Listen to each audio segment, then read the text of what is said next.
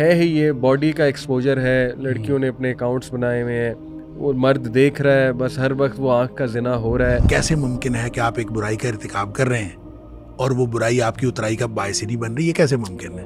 آپ اتر رہے ہیں, آپ گہرائی میں جا رہے ہیں. بہت سارے بے دین لوگ ہیں, ان کو کوئی تنگی نہیں آتی, بظاہر وہ ان کو بعض اوقات بیماری بھی نہیں ہوتی, اور اس طرح کے لوگ ہوتے ہیں ان کو کوئی تنگی دنیاوی تنگی نہ آئے. ہم اصل میں تنگی کو کیلکولیٹ کرتے ہیں دنیاوی اور میٹیریل تنگی سے.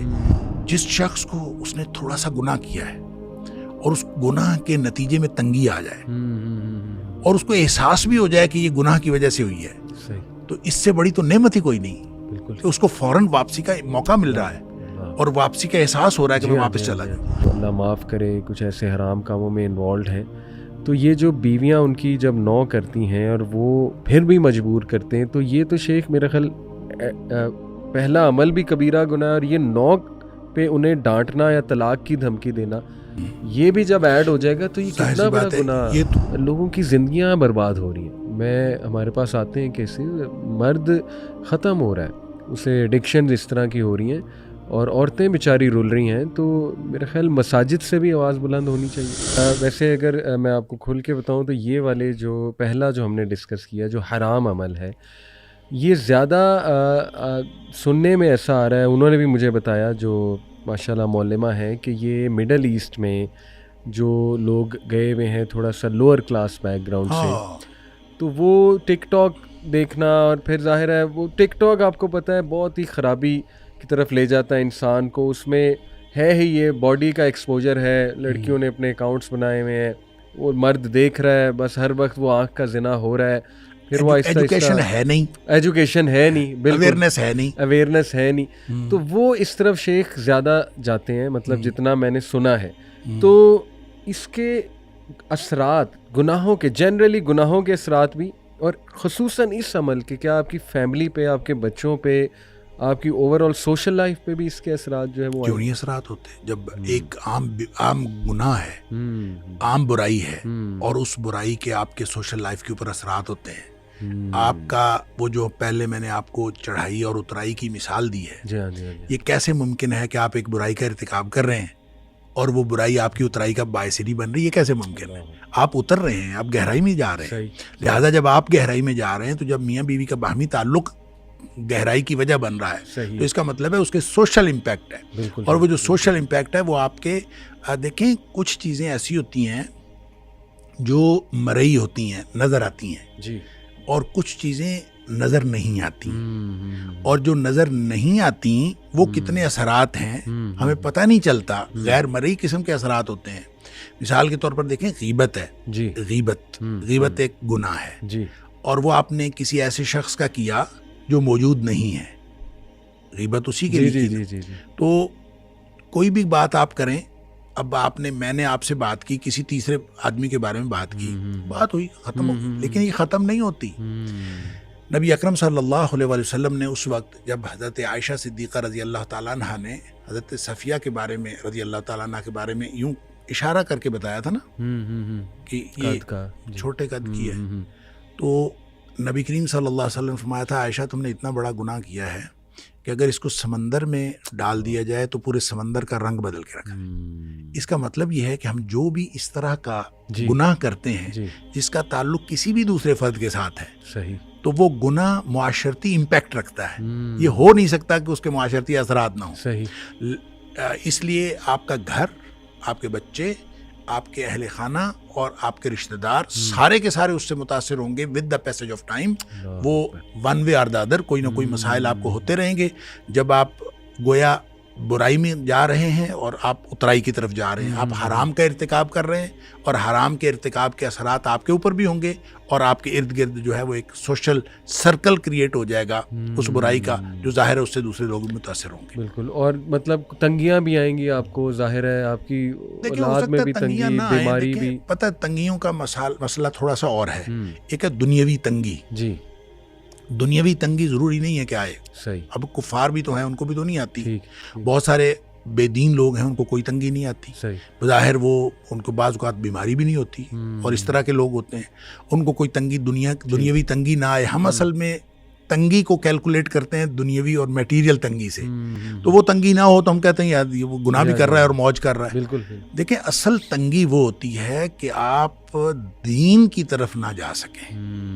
آپ کو اللہ تعالیٰ آپ کی لگامیں کھلی چھوڑ دے اور آپ گناہوں کی طرف جو ہیں وہ آگے سے آگے بڑھتے چلے جائیں.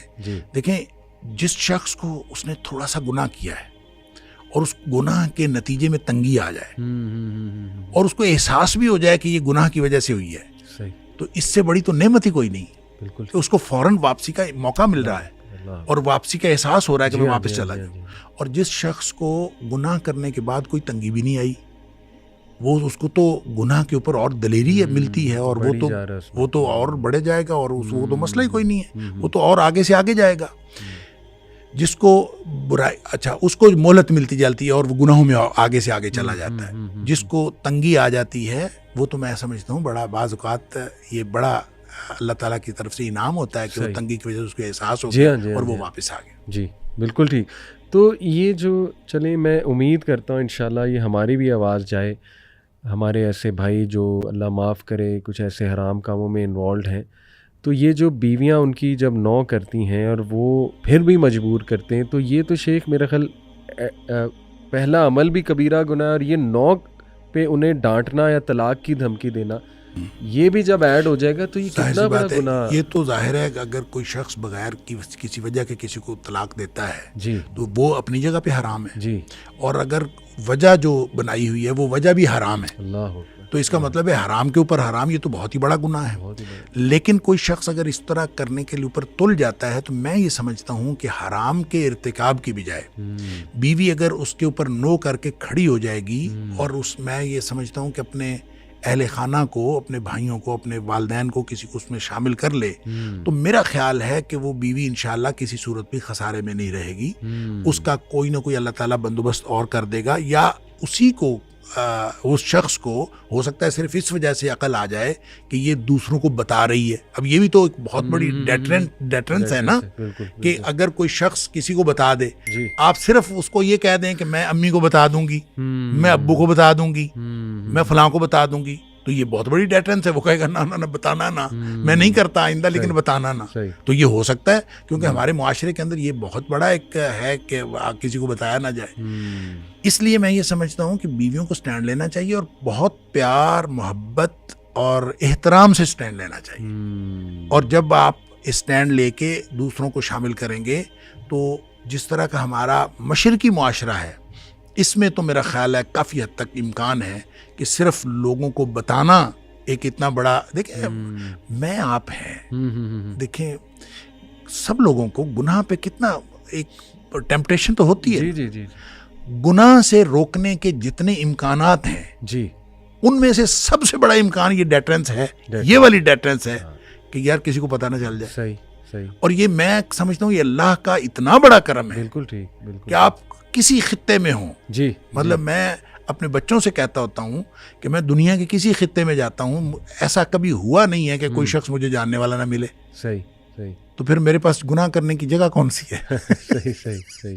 تو کتنی بڑی اللہ تعالیٰ کی نعمت ہے. بالکل. اس کے بعد آپ کو یعنی کر نہیں سکتے, شکر اللہ کا.